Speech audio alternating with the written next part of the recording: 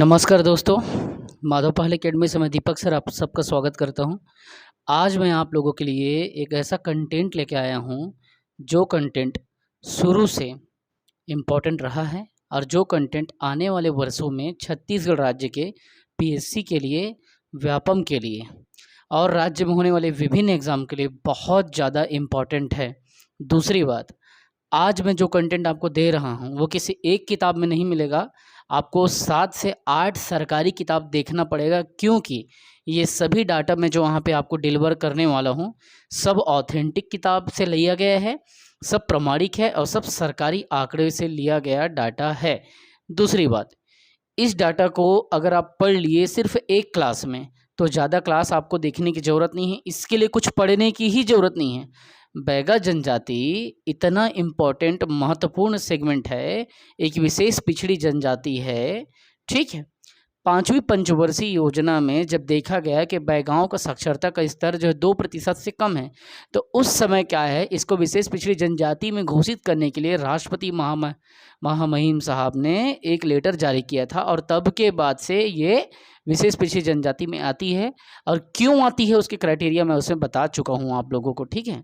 तो एक किताब में मैं दावा कर सकता हूँ, आप लोगों को कह सकता हूँ, एक ही क्लास में पूरा बैगा जनजाति खत्म होगा और किसी एक फैक्चुअल किताब में से ये डाटा लिया नहीं गया है, उसमें मिलेगा भी नहीं आपको। इसीलिए ये मत सोचिए कि फ्री ऑफ कॉस्ट और निःशुल्क पढ़ा रहे हैं तो ध्यान ना दें, सीरियस पढ़ें, अच्छे से पढ़ें, मेरा पूरा मेहनत इसमें लगा हुआ है उसको नोटिस करें और मेरा एप्रिसिएशन करें, मेरा मनोबल बढ़ाएं, ठीक है। तो चलो समय ज़्यादा बर्बाद नहीं करते हैं, हम लोग अब बैगा स्टार्ट करते हैं। लेकिन इस विशेष पिछड़ी जनजाति को पढ़ने के पहले मैं एक बात कहूँगा, इस सब को तैयार करने में बहुत ज़्यादा मेहनत लगा है मुझे, ठीक है। इसको इतना करो कि सब्सक्राइब करो, लाइक करो और कमेंट करके अपनी उपस्थिति दर्ज कराओ वहाँ पे। हाँ, मुझे पता चले कि आप वाकई में मेरा मेहनत जो है साकार हो रहा है, आप तक डिलीवर हो रहा है। दूसरी बात, इसको ज़्यादा से ज़्यादा लोगों तक शेयर कर दो यार, ताकि मेरा मोटिवेशन बढ़े और मैं आपके लिए और अच्छा वीडियो ले आ सकूं। तो हम बैगा जनजाति के ऊपर अगर बात करेंगे आज हम, अच्छा एक बात बीच में मैं कहना चाहूँगा, मैं लिख करके इसलिए बता रहा हूँ कि कुछ स्टूडेंट्स ने मुझे मैसेज किया था, सर वीडियो लंबा हो जा रहा है, वीडियो को ज़्यादा लंबा ना खींचें और इसको 20-25 मिनट में ख़त्म करें। और आप लिख लिख के पढ़ाते हैं उससे समय जाता है, इसलिए पहले से आप लिखें फिर एक्सप्लेन करें और आपके एक्सप्लेनेशन पे हमको भरोसा है, इसलिए मैं इसको लिख करके आप लोगों के बीच में प्रस्तुत कर रहा हूँ, ठीक है। हम लोग देख रहे हैं बैगा जनजाति। तो बैगा जनजाति कहाँ निवास करती है, ध्यान से समझिएगा, बहुत इंपॉर्टेंट फैक्टर है। बैगा जनजाति जो है मैकल श्रेणी में निवास करती है।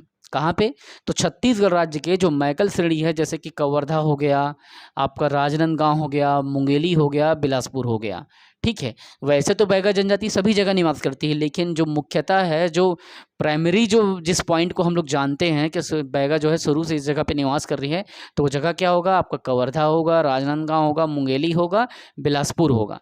और अगर एक लाइन में अगर बोल दे तो बैगा जो है मैकल श्रेणी में निवास करती है।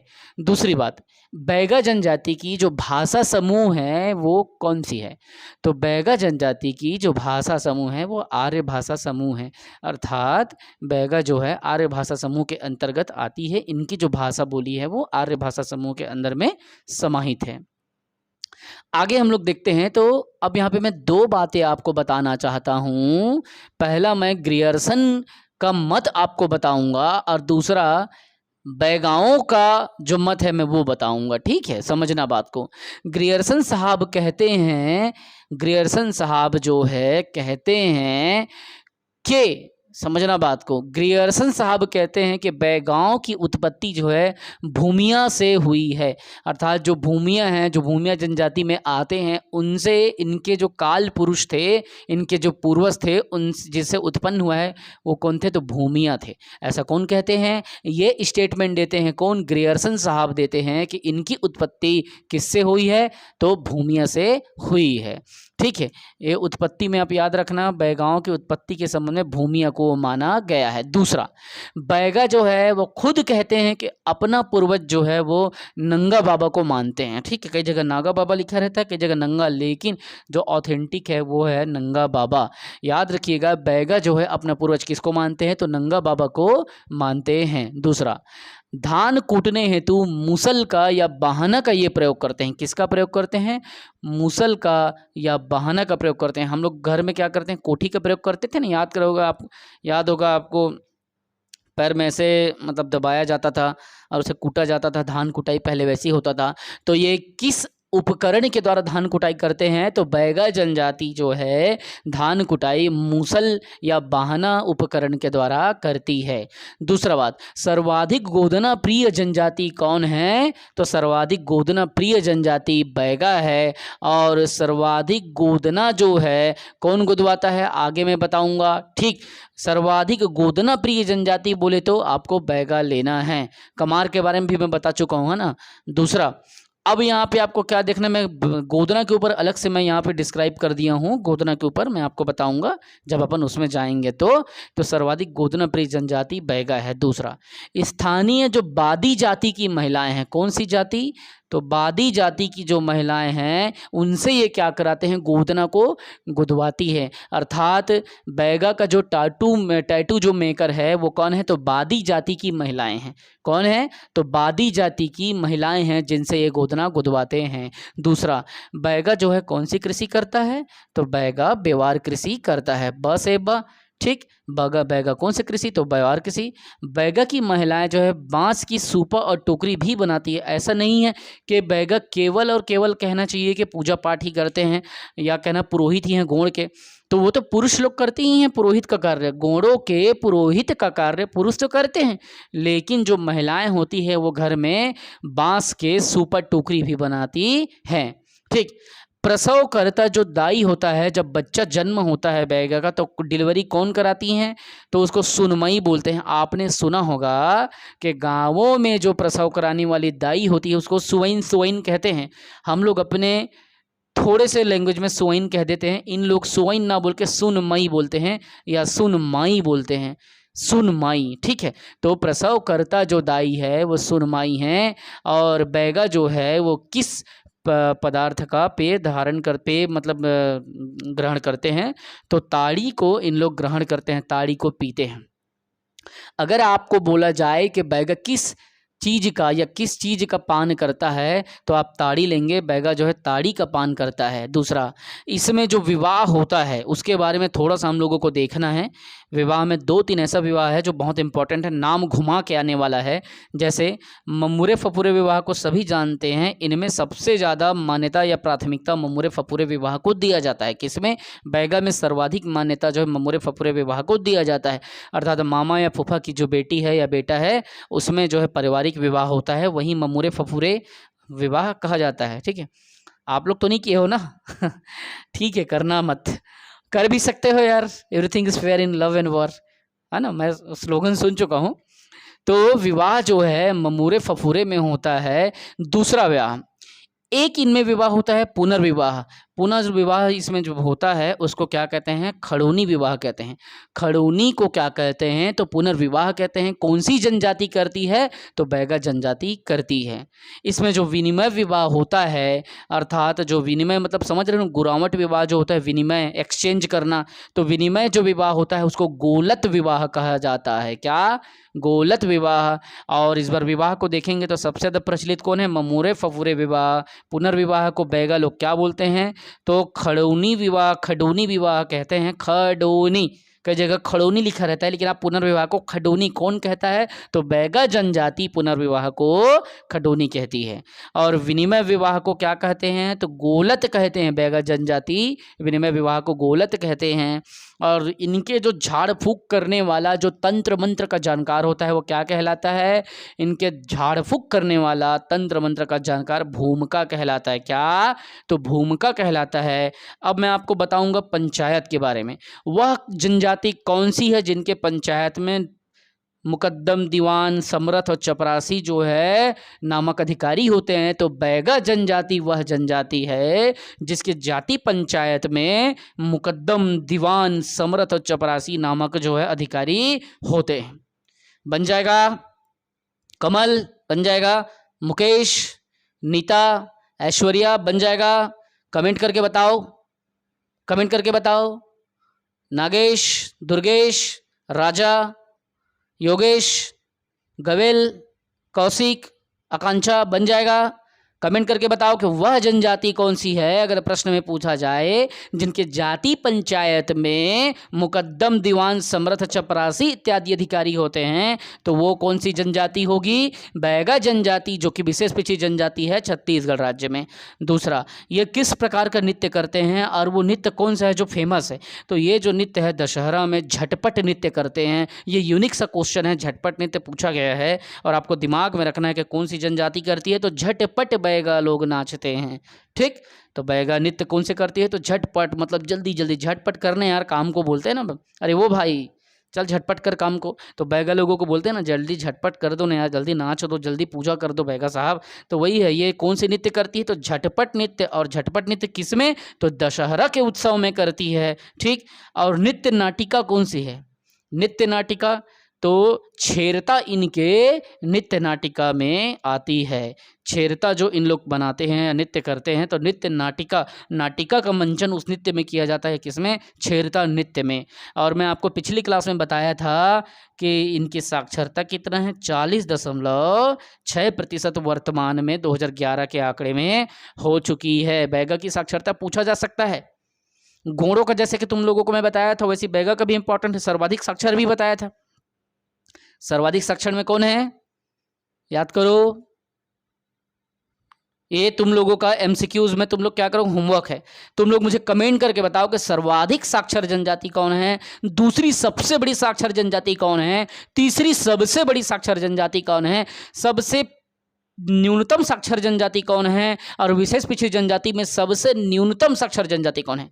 आपको क्या बताना है? विशेष पिछड़ी जनजाति में साक्षर बताना है, वो भी न्यूनतम, और जनजातियों में आपको सामान्य जनजातियों में न्यूनतम बताना है। सर्वाधिक जनजाति साक्षर है उसको बताना है, दूसरे क्रम का और तीसरे क्रम का।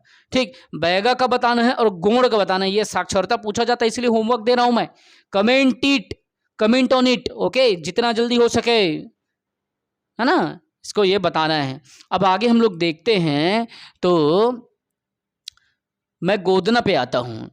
जो गोदना है बैगांव में, उस ट्रेंड के बारे में थोड़ा 3 क्वेश्चन बहुत ज़बरदस्त पूछा जाता था। 2016, 17, 18 व्यापाम, फूड इंस्पेक्टर, पटवारी, अराई सब में पूछा गया। उस क्वेश्चन को मैं बता रहा हूँ। सर्वाधिक गोदना प्रिय जनजाति कौन है? बैगा, सब जानते हो। दूसरा, झेला गोदना कहाँ पे इन लोग गोदवाते हैं और किसके द्वारा गोदवाते हैं? तो झेला गोदना माथे पे गोदवाते हैं। किसके द्वारा? बैगा महिलाओं के द्वारा। 2 बात हुआ। तीसरा, कौन गोदती है या कौन गोदता है? तो बादी जाति की जो महिलाएं होती है, बादी जाति की वो महिलाएं झेला गोदना उनके माथे पे गोदती है। ठीक, सोचो, गोदना जो है, गोदना बैगांव में सर्वाधिक गोदना प्रिय जनजाति बैगा है, पहला। दूसरा, झेला गोदना कहाँ गोदाया जाता है? तो माथे में झेला गोदना। कौन सा गोदना बैगा गोदवाती है बैगा महिलाएं? तो झेला गोदना गोदवाती है, दूसरा। तीसरा, बादी जाति की महिलाएं ही गोदती है। कौन सी जाति की महिलाएं गोदती है? तो बादी जाति की महिलाएं गोदती है। बन जाएगा नागेश, बन जाएगा कल्पना, ऋतु बन जाएगा, ऐश्वर्या बनेगा ना, आबा मैम बन जाएगा। कमेंट करो, कमेंट, जो होमवर्क दिया उसको करो। ठीक है, बैगा लोग जो है, जो गोदना गोदवाते हैं, तो सर्वाधिक गोदना प्रिय जनजाति हैं। ठीक, झेला गोदना किससे? तो माथे में गोदवाया जाता है। कौन सी जाति की महिला? तो बादी जाति की महिलाएं जो है ये गोदना गोदने का कार्य करती है उनके माथे में, जिसे झेला गोदना कहते हैं। सर्वाधिक गोदना प्रिय जनजाति बैगा लोग हैं। दूसरा बात, अब मैं इनके ऊपर बताऊंगा। 2 बुक बहुत ज़्यादा फेमस है, 2 किताब जो है इनके ऊपर में बहुत ज़्यादा फेमस है। मैं दोनों किताब का नाम बताऊंगा। सबसे पहला किताब द बैगाज, जो बैगांव पे फेमस किताब है। 2 किताब है जो मैं आपको बताना चाहता हूँ। पहला किताब है द बैगाज। इसको किसने लिखा है? इसे वेरियर एल्विन साहब ने लिखा है। किसने लिखा है? वेरियर एल्विन साहब ने लिखा है द बैगाज, वेरियर एल्विन। दूसरा, ट्राइबल इकोनॉमी जो है बैगांव पे लिखित किताब है, जिसे किसने लिखा है? दयाशंकर नाग ने। दयाशंकर नाग साहब ने ट्राइबलों की इकोनॉमी पे लिखा है, और द बैगास लिखा है वेरियर एल्विन ने। ठीक, आगे हम देखते हैं कि ये नित्य कौन से नित्य करते हैं, वो नित्य कौन सा है जो इनमें से भिन्न है, ऐसा प्रश्न में आया था। ठीक, और ये कौन से नित्य जो है बैगा के द्वारा किया जाता है, या कर्म नित्य कौन करता है, बिल्मा नित्य कौन करता है, पीएससी में पूछा है, आप लोग जानते हो। शैल नित्य कौन करता है, फाग नित्य कौन करता है, परघौनी नित्य कौन करता है। तो बैगा जनजाति कर्म नित्य करती है, बिल्मा नित्य करती है, शैल नित्य करती है, फाग नित्य करती है और परघौनी नित्य करती है। कौन कौन सा? बैगा जनजाति कर्मा नित्य, बिल्मा नित्य, शैला नित्य, फाग नित्य, परघौनी नित्य। कौन कौन सा? कर्मा बिल्मा शैला फाग, कर्मा बिल्मा शैला फाग परघौनी, कर्मा बिल्मा शैला फाग परघौनी। कौन सा नित्य? कर्मा बिल्मा शैला फाग परघौनी। ओके, उसके बाद इनके जो पुजारी हैं, किसके पुजारी हैं? तो ये घोड़ों के पुजारी हैं। और ये किसकी पूजा करते हैं? बहुत इंपॉर्टेंट क्वेश्चन है। बैगा किस वृक्ष की पूजा करते हैं? तो बैगा साल वृक्ष की पूजा करते हैं। किसकी? तो बैगा साल वृक्ष की पूजा करते हैं। और बैगा जो है कौन सी भाजी खाते हैं, या किस भाजी को सर्वाधिक पसंद करते हैं? तो केवलाल वृक्ष की, केवलाल वृक्ष की जो पत्ती होती है उस पत्ती को खाते हैं, जिसे केवलाल भाजी कहा जाता है। मेरे ख्याल से आप लोग भी खाए होंगे। मैं केवलाल तो नहीं खाया हूँ, मैं बुहार खाया हूँ। एक पेड़ होता है जिसकी भाजी को हम लोग निकाल के खाते हैं, तोड़ के, बिकता है बहुत महंगे में, बहुत टेस्टी रहता है, खट्टा में बहुत अच्छा बनता है। खाए होंगे यार आप लोग, छत्तीसगढ़िया हो। 36 प्रकार के भाजी छत्तीसगढ़ में फेमस आवे, कैसे नहीं खाए हो भैया? मोला पूरा भरोसा है कि तुम खाए हैं। ठीक, तो बैगा लोग किस भाजी को खाते हैं? तो केवलाल वृक्ष की पत्ती को, अर्थात केवलाल भाजी को बैगा जो है प्राथमिकता देती है। और बैगा की उपजातियां कौन सी है? बैगा की 4 प्रमुख जो है उपजातियां आपको मैं बता रहा हूं।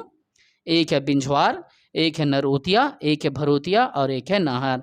बिंझ नरो भरो नाह, बिंझ नरो भरो नाह, बिंझ नरो भरो नाह, बिंझवार, नरोतिया, भरोतिया, नाहर। ठीक, तो ये हो गया कंप्लीट आपका बैगा। मुझे पूरा यकीन है कि आप बैगा के लिए इस एक क्लास को अच्छे से देख लिए, नोट बना लिए, नोट कर लिए, तो आपको कहीं भटकने की ज़रूरत नहीं पड़ेगी। बैगा के बारे में इतना फैक्ट आपको किसी किताब में नहीं मिलेगा, इतनी डिटेल में बृहद जानकारी कहीं नहीं मिलेगी। ये एक बुक आपके लिए सफिशिएंट है, क्योंकि मैंने 6 से 7 सरकारी किताब पढ़ा है। ठीक है, और टी.के. वैष्णव साहब की बुक को देखा, कुछ फैक्चुअल किताब देखा, कुछ लाइब्रेरी में, सेंट्रल लाइब्रेरी में जो किताब पढ़ी थी मैं उसको देखा, फिर वेरियर एलेविन की द ट्राइबल, एक मतलब द बैगास, जो बैगास है उसको देखा, ट्राइबल इकोनॉमी का कुछ नेट से मैं निकाला, दयाशंकर नाग साहब का। ये सब कंटेंट को मैं मिला करके आपके बैगा के सेगमेंट को कंप्लीट करता हूँ। तो दोस्तों, ये विशेष पिछड़ी जनजाति में हमने बैगा को भी ख़त्म कर दिया। याद रखिएगा, 5 विशेष पिछड़ी जनजाति प्लस 2, 7 विशेष पिछड़ी जनजाति में 3 हमने खत्म कर दिया। 3 क्लास में 3 विशेष पिछड़ी जनजाति खत्म। याद रखिएगा, अबुझमाड़िया, कमार और याद रखना बैगा। ठीक है, आगे मैं बताऊंगा और धीरे धीरे से। तो ये हमने ख़त्म कर दिया। बस दोस्तों, आप इतना करें, अगर मैं इतना मेहनत आपके लिए कर रहा हूँ, ऐसे कंटेंट ला रहा हूँ जो आपके एग्जाम के दृष्टिकोण से बहुत इंपॉर्टेंट है, आप इतना कीजिए, चैनल को लाइक कीजिए, शेयर कीजिए, सब्सक्राइब कीजिए। और हाँ, सारे क्वेश्चन जो मैं पूछ रहा हूँ उसका कमेंट में आकर के, कमेंट बॉक्स में आप क्या करें? कमेंट करें। दूसरी बात, अगर आपको लग रहा है कि मेरे एजुकेशनल में, मेरी टीचिंग में दम है, सच्चाई है और आपको पसंद आ रहा है, तो आप क्या करें? मेरा मनोबल बढ़ाते रहें, ग्रुप से जुड़ें। ग्रुप को आप लिखें माधव पहल एकेडमी, सर्च करें, आपको मैं दिख जाऊंगा, मेरा कंटेंट आपको यूट्यूब में दिख जाएगा। माधव पहल एकेडमी में जुड़ें, और उसके बाद में जितना हो सके आपको जिस सेगमेंट में पढ़ना है, बस आप मुझे मैसेज कर दें कि सर आप इस सेगमेंट में हमको पढ़ाओ, सरल भाषा में, फुल ऑथेंटिक सरकारी आंकड़ों के साथ। मैं आपके लिए उतना तो करूँगा, भले मैं तुरंत नहीं कर पाऊंगा उस दिन, लेकिन अगले दिन आपके लिए या 2-3 दिन में आपके लिए मैं एक वीडियो लेक्चर बना दूंगा, जिस लेक्चर में आप पढ़ना चाहते हैं। ठीक, ज़्यादा से ज़्यादा इसको शेयर करें, सब्सक्राइब करें। और हाँ, अगर आपको लगता है कि सर के टीचिंग में, एफर्ट में अगर इफ़ेक्टिव, मतलब कहना चाहिए क्वालिटी है, तो आप इसके बेल आइकन को प्रेस करें, ताकि जैसे ही मैं कोई वीडियो डालूँ तुरंत आपके पास पहुँचे और आप क्या करें? पढ़ें। इसलिए ठीक है, एक बात याद रखना, पढ़ते रहें, गढ़ते रहें। भारत माता की जय, जय छत्तीसगढ़ महतारी। कोशिश करते रहें, कोशिश करने से कुछ नुकसान नहीं होता, हमेशा सीखते हैं। मेरे गुरु ने एक बात कहा था कि व्यक्ति कभी फेल नहीं होता दीपक, फेल होती है उसकी रणनीति। ये नहीं कि आप 2 बार फेल हो गए तो तीसरे बार आप नहीं निकाल सकते, ऐसा नहीं है। आप फेल नहीं हुए हैं, आप बिल्कुल फेल नहीं हुए हो, you are not a failure. Just आपकी रणनीति फेल हुई है, क्योंकि व्यक्ति फेल नहीं होता, तरीका फेल हो जाता है। ठीक है, इसलिए पढ़ते रहें, गढ़ते रहें, सीखते रहें, आगे बढ़ते रहें, क्योंकि आपके विकास में देश का विकास है, और देश के विकास से पूरे मानव समूह, मानव समाज का विकास है। ठीक है, बहुत बहुत धन्यवाद दोस्तों।